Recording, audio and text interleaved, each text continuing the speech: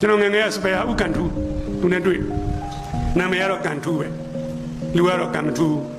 ဥကန်ထူးဘာရင်လုံနေတော့ဆရာကလည်းငယ်ငယ်တုန်းကစပယ်ခုလည်းစပယ်ဟာပေါ့ဥကန်ထူးသူ့ကိုယ်သူမမြင့်တင်ပါဘူးဒီတိုင်းပဲနေနော်လူဆိုတာကို promotion ပေးရမယ်ဗျသူများပေးမယ် promotion ပဲကျွန်တော်တို့ကညှောနေတာကိုမြင့်အောင်မြင့်အနည်းဆုံးစာတွေဖတ်တစ်နှစ်ကိုလားခင်ဗျာအုပ်20ဖတ်ပြီးအသိဉာဏ်ပညာမြင့်သွားပြီနောက်တစ်နှစ်ကျတော့အုပ်40ဖတ်နှစ်ဆတိုးမြင့်သွားပြီ promote လုပ်တယ်ဆိုအဲ့ဒါ promotion ပေးပါဥကန်ထူးကကျွန်တော်ငယ်ငယ်ရတယ်စပယ်ဟာခုလည်းစပယ်ဟာခင်ဗျာသားကြီးအောင်ရောဆရာကလည်းစပယ်ဟာသားစပယ်ဟာပေါ့ဆရာရဲ့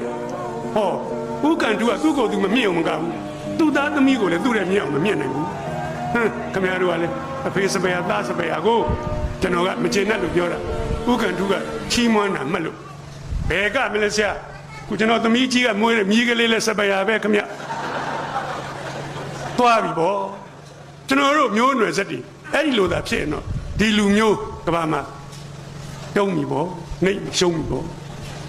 ကိုလည်းမြင့်မှာကိုပတ်ဝန်းကျင်လည်းမြင့်မှာ